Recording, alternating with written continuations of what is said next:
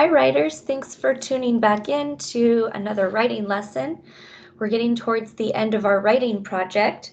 So today we're going to talk about an introduction and how to write a really good introduction that grabs the reader's attention and makes them want to read your whole report. So before we do that, just to take a look at some introductions that we've already heard in stories this year. Let's pull out your Being a Writer book, page 11.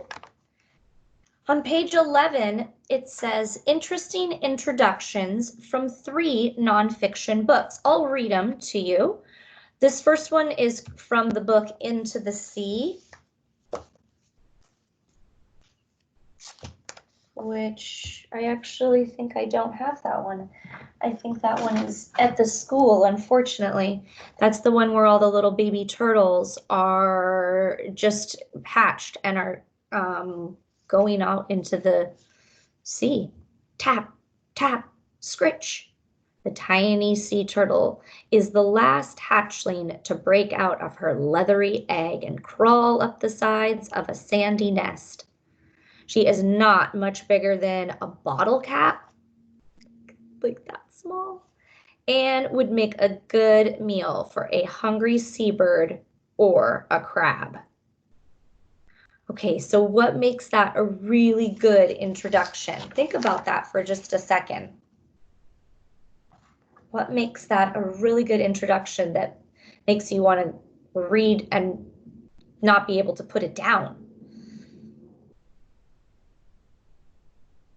To me, like when I read that sentence that she's not much bigger than a bottle cap, then I could instantly picture that little tiny turtle, much smaller than I had originally imagined it until I read and then realized how much smaller she really would be.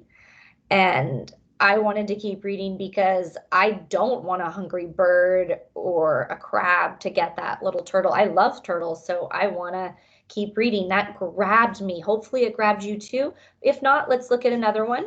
We'll think about what grabs us from this introduction.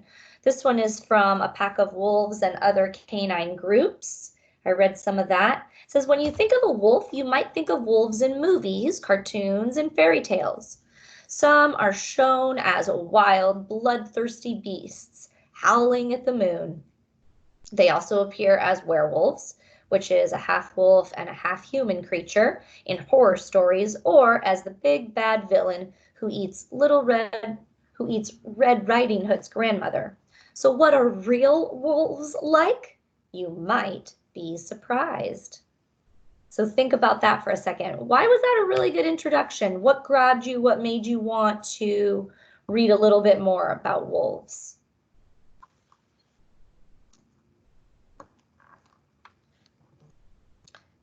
What grabbed me is, the way that they described it, like wolves in movies, cartoons, fairy tales, yeah, they really are all wild and bloodthirsty beasts that howl at the moon. So the fact that the author says that real wolves I might actually be surprised about makes me want to read it really quickly because I love surprises. That's a good one. All right, here's one more introduction. This is from Panda Kindergarten. It says, one panda cub is a sight to see. 2 panda cubs together is rare. But imagine seeing 16 young giant pandas all at once. Meet a panda kindergarten class in the Wulong Nature Reserve in China, where pandas are protected, loved, and given great care. Well, even though pandas are not my favorite animal, like what grabbed me, sorry, I just jumped right into it, was that, 2 panda cubs together, that just might make my heart melt a little bit. So I'm hooked just because pandas are fluffy and cute, really. But that introduction definitely grabbed me. It made me want to read more. So that's what we want from your reports. We want such good introductions that no one is able to put down your report, your paper, your book, whatever format you do it in, because it's so catchy and so great that you just want to keep reading. So I'm going to share with you the introduction that I wrote about dolphins. But let me just tell you how I arrived at the introduction that I have. So for my introduction, I wanted to write a description that would help the readers see how beautiful dolphins are and how exciting to see them in the wild, especially around here where that is a possibility. Like if you take a ferry boat to any of the islands, like you could definitely see dolphins. So I also want to capture the reader's attention though by making them curious and not giving all of my information in my introduction. I just want to give these little snippets so that people can grab onto something and then keep wanting to read. I want them to be interested in what I'm saying, so I'm going to finish my introduction by kind of telling readers what my report is going to include, and that should also get them excited as well. So let me share with you what I've come up with so far. So here's my title page. It can be like if you're writing a book, it could be the front cover of your book. If you're doing a Google slide or this is a PowerPoint, you can have your title page or your title, your title page. Okay, so here's my introduction, and it's nice to label it as introduction. A boat is sailing on the Pacific Ocean near the California coast. Suddenly, the water is full of leaping dolphins. They swim all around the boat. They splash playfully in the waves. The people on the boat are very excited. They point and smile at the dolphins. These animals are a beautiful sight to see. In this report, you will read about the amazing lives of dolphins. You will learn where dolphins live, what they eat, and how they communicate with each other. You will find out how they raise their young.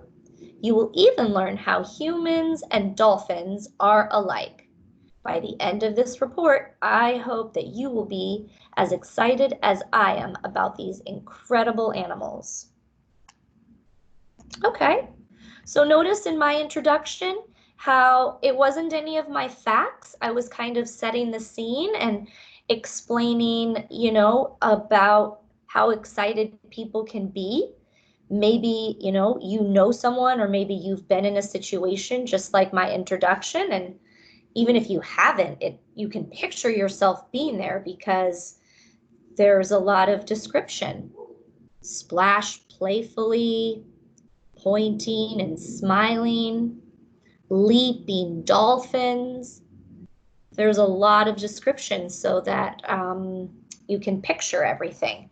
And then I go into my question and answers. You guys have seen this before. I did change it into a question because I like that format. So I ask my question, what are dolphins? And then I give the facts in my own words to answer it. Then I go to my next question.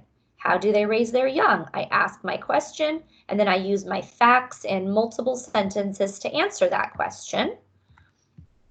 What do dolphins eat? I use my facts to answer it. I have 2 more left to finish. How do they communicate with each other? How are humans and dolphins alike? So let's count. How many of those questions do I have? 1, 2, 3, 4, 5. I would say that's a good amount. 5 or 6 would be, I would say, your minimum questions, and then obviously you'd have to have the answers to accompany them. I don't want just a 1-sentence answer. Notice this one has 1, 2, 3, 4, 5. This one has 6 sentences just for that one answer, and I could even elaborate on that. I could add more. Okay, so for writing time today, I want you to decide on the type of introduction that you are going to write. You can always look back at your Being a Writer book, page 11, for some examples. Then I want you to write your introduction. And then lastly, during writing time today, I want you to finish drafting your report. Also plan for any illustrations or captions. Those will be some of the last things that we do, but it's good to plan ahead for those. All right, happy writing. I can't wait to see what you have completed at our next live class on Tuesday or Thursday. Please email me if you have any questions, especially now that you have your own email.